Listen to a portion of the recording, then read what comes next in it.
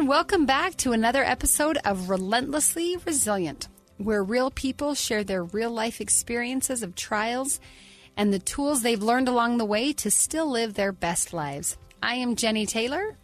And I'm Michelle Scharf. And you guys, it's the best day ever because guess who our guest is today? Woohoo! It's Michelle Scharf.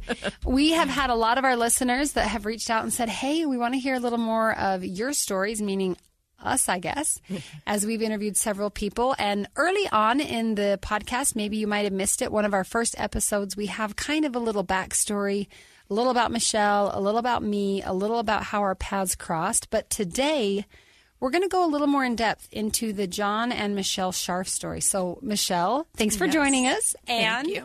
Let's hear. Can you give us a little background stuff that maybe our listeners don't really know, a little more of your and John's story? Yeah. So we've talked about how we met and those kind of things in the previous episodes. I think I'll skip over all of those things.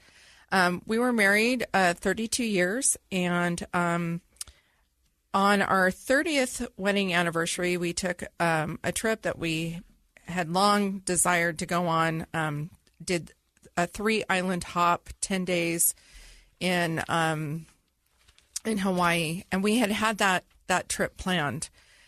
So that we did that trip June 27th. We were there on our wedding anniversary. But that was already pre-planned before we had gotten the diagnosis. So we had planned that a year in advance. So so the year previous to that was 2016. And we had just built this beautiful deck and this beautiful extension of our backyard, and I was working with him on it. He was so tired. I was lifting those huge Trex boards. They weigh tons. And, you know, he's the big contractor. He's the big guy who's usually out there throwing those things like nothing. Yeah. And usually like 5 or 10, whatever he can get in his hands at a time. I was dragging one at a time to him as he was screwing in the deck boards. We were having a great time, and we were planning the next 30 years of our life. And that September, on Labor Day, he woke up that Sunday and said, oh my gosh, he got up and took a shower. And when he got out of the shower, he came out of the bathroom and said, Michelle, I need you to get dressed. I need you to take me to the hospital right now. I can't deal with this anymore. Wow. So he'd been complaining about pain and fatigue for a while. That weekend, he really kind of was working through it, but he wasn't really complaining a lot about how tired he was or pain necessarily. He had it before then, but that weekend particularly, he didn't until that day. And, you know, I knew we were in trouble because I've had multiple events, and the neighborhood that we lived in before, all of the ward members would always say, is this his ninth life? No, we saw the ambulance show up at the Scharf house again. You know, one time he was working on a job, and they didn't have an electric grinder, so he had to rent a gas cement grinder, and he ended up giving himself carbon monoxide poisoning. From the fumes. Oh, no. So when you say the ambulances had come, it wasn't because he had physical health issues. No. It was from accidents and incidents. Yes. Okay. Like there was otherwise a healthy guy. Yeah. There was a time that he was blown off a ladder in a commercial building because somebody didn't put the wiring on correctly. And he was doing a remodel job there. And when he reached his hand up around to get a hold of something up above a beam, there was a 330-volt line that was open, and he hit it, and it blew him off the ladder. But he was fine through all of that. Well, he was fine, although that incident actually created a short in his heart. So he had a short in his heart, and he almost died 4 days later from that. And he had another incident where it happened again about 10 years later. And they said that's when they discovered it's got to be a short, and the only way to go in there is to basically do it under surgery, figure out where the short is, and then they burn out that nerve that is creating the short. Yeah. But it has its own risk as well. So John said, well, if this is going to happen every 10 years and we kind of know what it is, then, you know, maybe I'll be fine. So we literally had situations. Some life or death experiences. Life and death experiences. Yeah. And in fact, that first one, when he got blown off the electrical one, he was in the emergency room. I show up because my kids had chicken pox and I had to go put my kids somewhere because this is the way it works, right? Right. And so I had young kids at the time. They were all sick with chicken pox. I had to get a neighbor to, deal with that. And I got up to the hospital. And when I got there, there was like every top surgeon in the hospital at McKD standing there. There's like 10 of them in that room. With John. And they're like, we don't know and I'm watching his blood pressure just go away. And it gets down to the last time I looked at it, it was like 53/30. Like he was just slipping. And I could see him. Like I could see him like leaving his body. And I put my hands on him and I could see them doing the paddles. Mm-hmm. And I hear this voice in my head, this God, inner knowing, the universe, whatever this is, my strange talent that I have to Your hear extra sense. My extra sense said, if they shock him, he's going to die. And this time we don't know anything that's going on with him. And in fact, we don't even know it's a short until 10 years later. So I find that was an interesting thing. In my head, I hear, if they paddle his heart, he's dead. Wow. And the only thing I could think to do is they can't shock him if I'm touching him. If you're over there. So I lay my hands on his chest and on his stomach, and I start praying. And our home teacher came in the door, and I said, give him a blessing. And they're like, Michelle, I think they're kind of busy here. And the doctor turned to the guy and said, you might have a better solution than we do. Because they really didn't know what it was. No idea. They never did. So they didn't paddle him. They didn't paddle him. He started did come praying. Back. The home teacher gave him a blessing. What year was this? This was, I don't know. You said the kids are still little. The kids are all really little. A decade or so ago. I can't do math while I'm thinking. Sure, I gotcha. That's too much work for me right now. But it's a decade ago. It's more than that now. It's probably been 15 years. So my kids were early all 2000s. Very young at the time. Yeah. My oldest was about 15. Okay. So yeah, about 15 years ago. Okay. And so anyway, he's giving him a blessing. I'm praying as well over my husband. And my husband kind of barely opens his eyes and says, Michelle, it's okay. It's beautiful. It's peaceful. Everything's going to be fine. It's all going to be okay. Wow. And I got down in his face and I said, you are not leaving me with 4 kids to raise. And I meant I'm glad it's beautiful over there, but get back in your body. I did. I said, get back. Come back to me right now. And he did. Wow. Out of nowhere, he started coming back. Wow. We had no answers. He was released the following day, and he recovered. And otherwise healthy, and went back back to work. The other as a day, contractor. he didn't go back to work. John never really took off work, but he did go home the next morning, was released, and was raking our leaves in the yard. Like, he was a busy guy. Mm-hmm. He was just always so busy. Yeah. So I had multiple experiences where I thought I could lose this man at any time. Second. I never thought it would be a health-related issue. He was so strong. Some major accident. Yeah, something. and he had an amazing ability to heal. Like when he got electrocuted, it hit him in his hand, in between his ring finger, and it traveled all the way, and you could see it. It blew out the skin in between his hand. It traveled all the way up his arm, and you could see the line that it traveled. This guy, within a couple days, it was all gone, and his finger was mostly And he's just back at it. Yeah, and he's just up and back at it again. So, I mean, I never thought, we always told our kids, your dad's superpower is the ability to heal his body. Wow. So then comes 2016. So 2016 comes along, and for him to tell me, I mean, when he was carbon monoxide poisoned, like, I can barely get him out of the bathtub. I think he's going to drown in there. I'm literally like pulling this 6'1", 200-pound man out of this bathtub. I'm going, I think you're going to die. Like, I need to call. And I called the ambulance, and he was so angry at me for doing it. But he ended up in the bariatric chamber. It was that bad.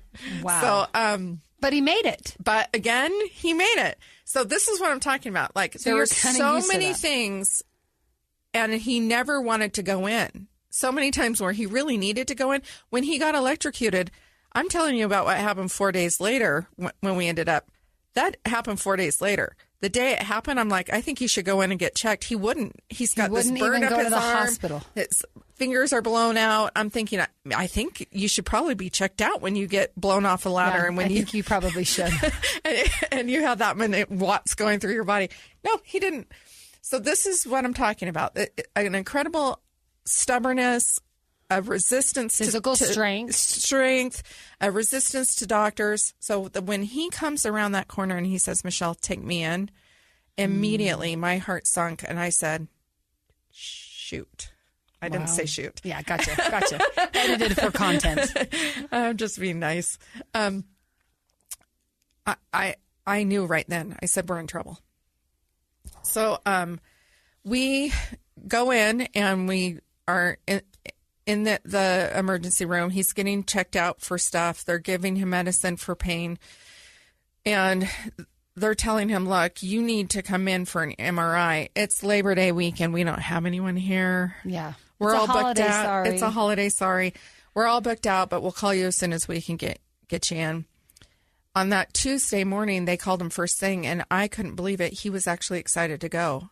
Again, I knew that was telling me that pain must have been pretty bad. Has to be unreal for this man to, number one, he's still going to work every day. He's sucking it up. Like he's not just laying in bed. He doesn't lay in bed. It's just not his personality. He cannot do that. Like the thought of laying still for him is torture. Yeah. Like vacations. But he was willing to go in and get the MRI. Yeah. Like John on a vacation was like still, sometimes he could relax, but like still. Not really. Yeah. I mean, one time we went to Mexico and he redid the entire garden where we were staying. I'm not even joking. You guys are great tenants. I know. I'm like, really? Come stay at my house for a week or two? There's plenty to do. I mean, this is the truth. It's like my husband could not be still. And I miss that. I miss having my project guy around. Not that there was always mine getting done, but he was just so busy. Yeah. Anyway, so we go in. Long and short of it is, by that Friday, we still hadn't heard any word back on the MRI. And we had a friend who was very close to us. She was like a mother to us. She'd taken us in as her children. I had a miscarriage when we had just moved into this area, and she cleared her and her husband out of their own bedroom and put me up in there and took care of me. And I mean, just salt of the earth people, and just so good to us and our kids. And just my kids acted like they were their grandparents, and they loved us and we loved them. She was passing away from cancer and had been for like about 15 years. We had gone to say our goodbyes. And when I got home, John was so exhausted, he fell fast asleep. And I got on the health app for Intermountain's health app. And I just wanted to see if anything was listed. And the entire MRI report was there. And you could just see it online. I could see it online. John Scharf, here's your file. It should have been sealed. It should have been closed. And I shouldn't have been able to read it, but I was able to read the whole thing. Wow. And I read metastatic cancer. And I have a little bit of medical background. I actually worked in oncology in high school, in the hospital on the floors as a ward secretary. They used to call them, I think they call them unit clerks now. Sure. But and so I had a little bit of background, and I've been a home birth midwife, and so I have some medical knowledge and training. And I know metastatic meant cancer that started somewhere else. And now it's already spread. And I also know that word is generally not a good word that you want paired with cancer. No. Those are really all I knew at the time. And of course, I do what everyone does. I get on Google. Never diagnose with Google. So I didn't sleep that night. And the next day I was like horrified because, you know, I can't be the one to tell my husband. Yeah. What am I supposed to do with that information? So you saw the file while I saw the file. He was asleep. I can't sleep. I read Google. It's now a Sunday, so there's no doctors. It's Saturday. This was Friday night, so this is Saturday. So Saturday, we were putting furniture on our deck and getting ready. Sunday, our kids were coming over to enjoy this deck that we had created for the first time and have a barbecue. And so that happened too. And I kept disappearing. And one of my children came to me and kept saying, what is going on? What is going on? And I'm like, I don't know that I should tell you. Eventually, I think the third time she caught me crying in my bedroom, I finally said, I think your dad has cancer, and I don't want to be the one to tell him, and I'm horrified. And you're carrying that weight. And I said, I'm really scared. I'm really scared. And she said, Mom, you're overreacting. Of course, I didn't go into detail with her. Right. You know, but I kind of... And she knows her dad is Superman. I mean, right. Think of all the things he's lived through. Right. And honestly, I was thinking he can beat this. Like, even if it's that bad, he's got this ability to heal his body. Like, maybe we just caught it in the middle of it and his body's already repairing. Like, that's literally my thought process. So we go on and Monday comes. I call my boss on Sunday and I said, I'm not coming to work. This is what's going on. He also tells me, you're not a doctor. You shouldn't have Googled it. Yeah, everyone's trying to tell you not to overreact. Everyone's telling me that I'm overreacting and that I don't know what I'm talking about and that, you know, I'm just being ridiculous. And I wasn't. I was on the phone all morning with my doctor's office. I finally told the doctor's office, which, if people don't know this, if you refuse to hang up the phone on your doctor, if you say, I will not hang up this phone until I get an answer, they cannot hang up the phone on you. So I ended up stayed on the line. Doing that. I ended up saying, I have been calling all morning. I need to talk to somebody. I read my husband's report and I need answers. And they finally came back online and they said, be here at the office at 6:30. Wow. 6:30 at night, after hours. And I knew right then, like, this is bad. If they're going to make time for they're you, going to make time for me hours. Right away, but after hours, when nobody else is in the office, so that we can have our breakdown. And have your time. Yeah. Okay, whoa, I hate this. I know. I hate this, but we got to take a break. I know. Everybody go catch your breath for a second because Michelle is going to continue her story as soon as we get back. All right, Michelle, 6:30 Monday night. What happens? So we walk in. We were having some issues with a child of us, our younger son, and we started doing family counseling. And that was our first appointment, and it was scheduled for 7. It was inconvenient. We didn't want to miss that because we were having... Your son needed help, yeah. He really needed help, and our family needed help, and we were really struggling, and we were really trying to find answers. And so we had been dealing with all of that stress, and we go in at 6:30, and our doctor sets us down and says, well, we didn't call you, and the reason that we didn't is we're going to need to run a lot more tests. The MRI came back, and it shows that you have cancer in your bones. And I was like, but where is it? Like, and which bone? It was in his calf bones. It was in his hip, it was in his ribs, it was in his spine. And one of the things that I had read, which I'm not sharing any of the things that I've read or learned with John, and I actually never, ever did. Yeah. But one of the things I learned that if it's metastatic cancer, if that travels to the bones, and if it's past your kneecaps or your elbows, evidently, like if it reaches to bones that are like in your forearms or in your lower calves, that's a really bad sign. And typically people don't last more than a year. Wow, I had no idea. Yeah. So that's the information I had found. So you Google. never told John that you read the report? No. And so the doctor's informing him, confirming what you know. What's that moment like in that doctor's office? I think we were both really angry. I know I was. I was angry because I was like, I should have not been able to read that. And somebody should have called us sooner. John was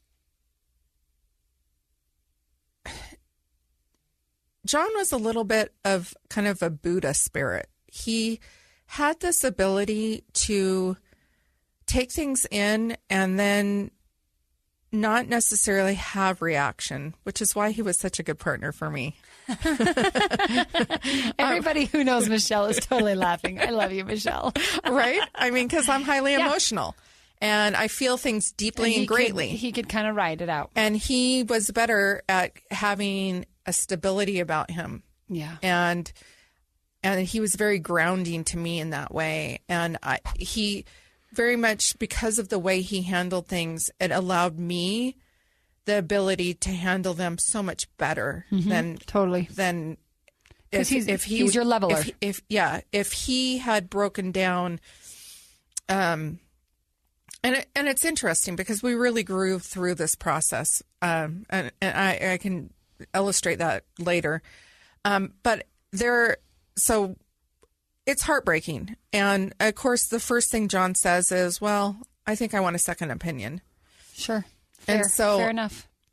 We go to, they send us to a urologist. They send us to all of these other people. Because it was prostate cancer, right? It was. Well, we didn't know at the time. They didn't know yet. They just knew that it was metastatic. They just knew it was metastatic, that it derived somewhere else, and they weren't sure. Ended up in the bones. Yeah, and I'm not exactly sure how they determined that. I don't know. But eventually they send him to a urologist. That urologist performs a biopsy, which, by the way, I'm going to tell, maybe I shouldn't, because if any man needs to go do it, go get it done. But it is the most horrific procedure. And I was there with my husband, and I immediately apologized to him for I chose to have all my children naturally. And in the moment that I was standing there with this biopsy, and I'm like, and it's medicated and it's still uncomfortable. And I looked at him and I said, I am so sorry I ever put you through natural labors for me, because it's hard to see someone you love suffer. Of course, for me, it was a choice and it had a purpose. And in this moment, it didn't seem like it was very purposeful, although it really was. So they get the biopsy back, and the biopsy determines I think it was this biopsy. It's hard for me to recall it all exactly anymore. It's kind of getting clustered. But we get told that he has actually 2 of the most aggressive forms of prostate cancer. Oh. They are not caused from chemical exposure. They are not caused from genetics. They are just randomly 2 very rare forms of cancer, is what we were told. So John decides that he wants to go to Huntsman, get a second opinion. We end up there, and he immediately really appreciates the truthfulness of that doctor. So the other doctor that we had, I think it was the urologist, I'm not sure, said, people live with this and there's treatments that we can do, but they actually wanted to castrate him, which, by the way, is like, they don't even do that anymore. And John's like, I am dying with my balls. I mean, he's a man, and I can totally appreciate that. I mean, that's how he felt. And so he's like, I'm definitely getting the second opinion. When we get to the Huntsman, he has gone over all this work. He's gone over the test results. He's gone over everything. He walks into the door, an amazing, amazing doctor. His name is Dr. Agarwal. And he says, okay, first of all, I need to know what you know and what you've been told. Sure. And so we tell him, and he goes, okay. And he leaves the room. And I'm like, what's going on here? Like, and he's just gone. Like, I don't know if he just needed to like take a breath or like gather himself, because he had to come back in and set us straight. So we were told 10 to 15 years he has left to live. Things that can be done, medications, treatment, whatever. And he comes back in and he says, we can do treatment, but the treatment has side effects and risk and can be problematic all on their own. And, but we can start you on that, and that might get you 3 to 4 years. He's like, if you don't do treatment, you have maybe a year. Oh my gosh. Maybe 6 months to a year. And we were just stunned. Devastated. That was shocking. Yeah. And even though I had read that and I kind of felt like all things lead to that, and that's what I've been hearing, which is why I was really hopeful with all of this other stuff that I've been told. But the truth is always better, even if it's not what you want to hear. Right, but you've got to at least know. You've got to know. Don't sugarcoat it. Yep. So the first thing John did is he looked at me and he said, I should have taken all of those vacations and trips with you and the kids that you wanted me to. Mm. And he knew he was just right away. Out of time.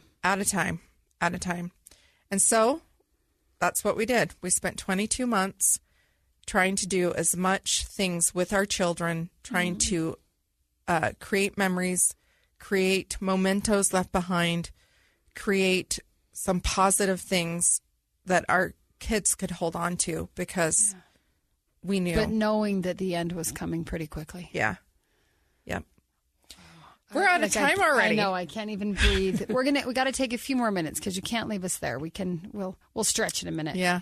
Tell me then maybe walk us through, you've got those, how many months did he end up making it, and what is the end? 22 months. 22 months. Can you take us to the end of what it was and then your final goodbyes?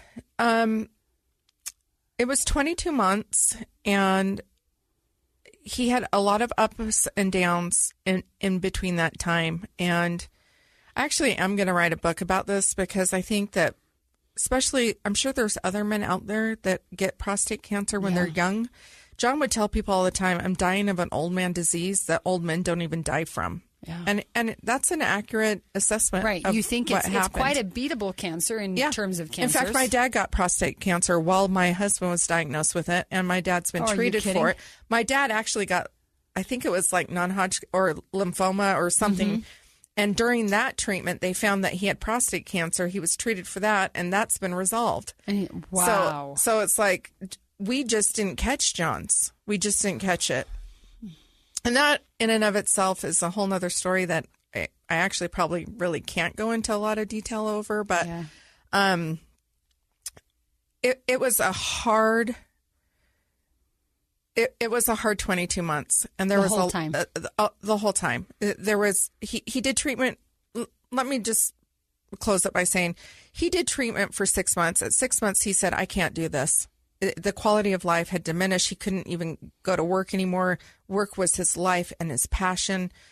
So he quit the medicine. He had a rebound, and he was doing actually better for a while. Wow! And then he had some really hard days. There was one time he called me, and I thought he got hit by a truck on the side of the freeway. All I could hear was him saying, "Michelle, you need to come get me. I need to go to the hospital." The next thing I hear is squealing tires. Oh, my gosh. I hear freeway noise. I hear big rigs moving, and I hear nothing for 10 minutes. I'm screaming on the phone. I leave my boss. I leave my work. I don't even tell him I'm leaving. I just walk out the door and get in my car, and I don't even know where I'm going because he didn't tell me where he was. And I just start heading towards the house. He finally, I'm almost to our home, and he finally gets back on, and he's like, I'm here. I'm on the side of Highway 84 up going towards Morgan. And I'm like, oh my gosh, I thought you got hit by a car. I didn't know. After that, we put Google Maps. Always know where he was. I could find him because I was terrified. Like, what if something happens? And he was that personality that he refused to quit. Mm-hmm. So he wasn't going to stop working. He wasn't going to stop doing jobs. And it was brutal, man. It was brutal. I ended up having to take him to Huntsman that day. He was terribly ill. And we had a lot of highs and lows like that. So at the very end, he got sick again and he took a downturn. But we kind of thought that it was just a downturn and he'd come back again. So his sister was going to Hong Kong on a mission, and they came out to see him before they left because, of course, we thought he would pass away while they were there. And so we had a dinner at my home, and that was lovely. And a good friend of mine came and catered it, who's a chef down in Provo. And we had this beautiful time by July 4th, which is his favorite holiday, he loved July 4th. We always had his friends and our family over. We had mortars illegally that we'd fire off. We don't do that anymore. That was then. That was then. Yeah. And he just wasn't well. He never got out of bed that day. He waited until it was time. So I did the barbecue. People were like checking in on him. He stayed in our bedroom the whole time. He forced himself to get out of bed. He was able to light things off. He had this little cannon that he lit off. He did those things. He talked to the grandkids, kind of loved on them a minute, and then he was gone again, back in bed. Not even a full hour was he up. Wow. So I cleaned up everything. People left. And I thought, this isn't good. This is not good. And I just kind of knew. I knew that we were coming to the end. And it wasn't long after that. The last 10 days were really difficult. The year before he passed away, he had testified for the right to end life. He really didn't want to lay in bed. He didn't want to have to be cleaned, to have a catheter, all of those things terrified this man who wanted to be under his own control and power. Yeah.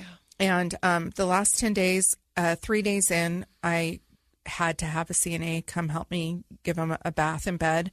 And he kind of came to out of that, and he was so angry, and that broke my heart. I'm still kind of angry. You know he wouldn't have wanted that. I wish I would have just done it myself, but I was so tired, and I was at this point not really mentally available. That's completely understandable. I'm doing 24-hour cares. I'm giving him hourly medications. And you're watching your husband die. Like, you got to give yourself that. Oh, my gosh, Michelle. And I'm taking visitors from people that I don't know that are his friends, or but everybody people wants that a chance to say goodbye. And, you know, I'm trying to do everything that is the very best for him. So those last 10 days were horrible. He ended up having this death rattle for 10 days. They kept saying he was going to die any day from the day that started. And I finally at day 4 was like, please don't say this again. He's not dying. He's never dying. This is a nightmare. My youngest son wouldn't come to see him because the Sunday before he passed away, my son started hiding out in his bedroom, wouldn't come back to see his dad any longer because that Sunday morning, he started throwing himself out of bed. John did, and he had no strength. And I thought, and he has bone cancers. We're told that he's going to die from his bones collapsing and basically bleeding internally. Like, he's going to die from the weight of his body, of his own body. Mm-hmm. But our last appointment was actually on our anniversary. It was on June 27th, and that's when I knew he was going to die because he had really made his connection with one of the ladies up there at Huntsman. Her name was Wendy. And she gave him a big hug when we were walking out and just started bawling. And I'm like, oh, she knows. Oh, shoot. This is really the end. We are coming to the end. And so, you know, but you don't really know. Like, nobody can really predict. We'd been told 6 months, a year, and we're at 22 months. I'm thinking, well, maybe he rebounds. And he keeps telling me, I think I'm going to get better. I think, you know, he's just a downturn. We'll get through it. Always the optimist. I'm going to get through this. I'm going to get better. But so these last 10 days are this horrific nightmare. And to put it into perspective, he's throwing himself out of bed, and he's kind of like stick walking, and he's super thin at this point. And he's been gurgling this death gurgle. And so he sounds like a zombie. Mm-hmm. And I'm having to get my son and my daughter to come and help me wrestle him back down into bed. And this happens 3 or 4 times. And he finally insists on going to the bathroom and insists on getting to the toilet. And he has a catheter in. There's nothing he's going to do on that toilet. And he's sitting on the toilet, and he gets really lucid. And it's the last lucid moment I have with my husband. Mm-hmm. And he said, Michelle, what is happening to me? And I said, sweetheart, you're sick. You have cancer, and you're dying. And he goes, I don't want to die. Oh, and then he just fell into me. We got him back in bed. That was the last conversation I had with John. the moment that he died was a Tuesday, and I had some friends come, and they stayed with him so I could go to lunch with my boss. And I told my boss, I can't do this anymore. Yeah. He's got to die. We're done. Everyone's done. I'm like, my kids can't handle this. I can't handle this. I'm not sleeping. I'm exhausted. I don't know how to go on. Like, I don't think I'm going to live through this. Like, I think my body's going to shut down and I'm going to die right along with him. And I get home from that meeting, and Alexis tells me he's been crying the whole time you've been gone. And that made me really sad because I didn't realize that he was aware of anything. Even aware, sure. I just didn't know that he could hear and that he was conscious and that he was aware that I'd left. And when I got into bed, the week before, my daughter had stayed with him so I could go get a massage. And she said, Dad said that he loves to snuggle you. And she showed me how he had snuggled up with her. And he said, we just watched TV and did this. And Dad said that that's how he wants to die. And so I had them put him in that position. And it actually, because they rolled him up to his side, that gurgling quieted down quite a bit. Because he wasn't laying on his back. Yeah. I mean, I had been wearing Bose headphones because the sound becomes... It's so disturbing. So disturbing. So, it's so traumatic. Yeah. And especially for that long. And so I fall asleep and I forget to wake up. For 3 hours I sleep. So he missed his medications. And I got up and I got him his meds. And while we were laying there in bed, I played this Kane Brown song that I'd heard. And it's called Heaven. And the part of the lyrics are right here is where everyone says they can't wait to get to heaven, but heaven's right here. It's where I want to be with you. Lying here next to you is where I want to be. It's a beautiful song. I had not ever heard it. I heard it for the first time that week. I played that song and I said, I heard the song this week, John. And I said, you can't be here anymore. You've got to go. I said, I know that this is your idea of heaven, but I can't do this anymore. I need you to go. And we fell asleep. And when I got up, I could see clearly the mess of medical boxes and from medicines being brought in and all these things. And I got up and I said, you know what? I got to get up and do all your Tuesday chores. I've got to go feed the chickens. I need to clean up this room. I need to get the house in order. You would not be happy if you were up right now. You'd be complaining about what a mess this all is. And I got up and we had a tenant that was living with us at the time in our basement. She helped me clean the entire house up. We got all of the boxes broken down and thrown away. I did the chores. I wiped down the kitchen. We swept up the floors. I mean, the house was clean. And I go, okay, I'm going to go back and I'm going to lay with John. And I climbed back in bed and I got nose to nose with him. And I'm like, oh, your ladies miss you. They know something's going on. While I was out there feeding them, they were just so weird. And I could tell that they were just trying to figure out why you haven't been out here. And I said, I really think that they know. And they miss you.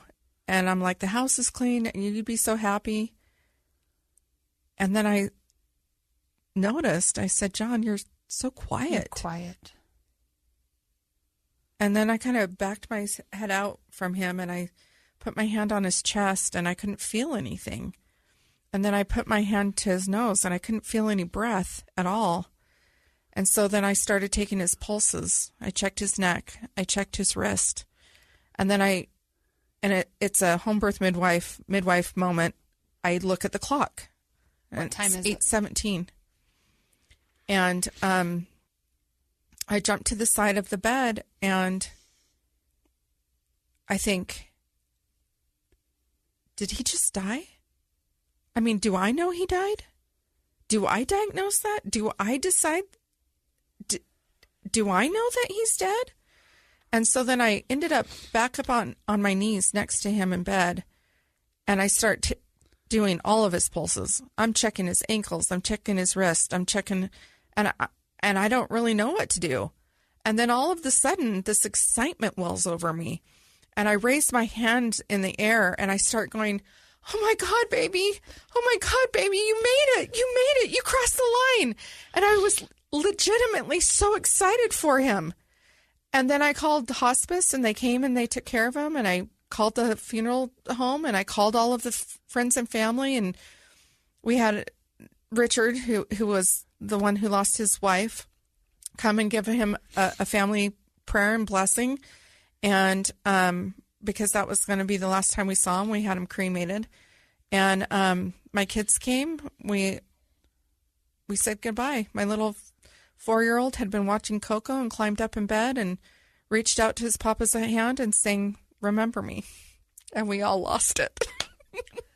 And he sang it word for word and so beautifully. To his sweet little grandpa. To his sweet little grandpa. And those two were so close. They still are. Yeah. They still are. Michelle, you've got us all in tears. Like, I don't know how I can even wrap this up.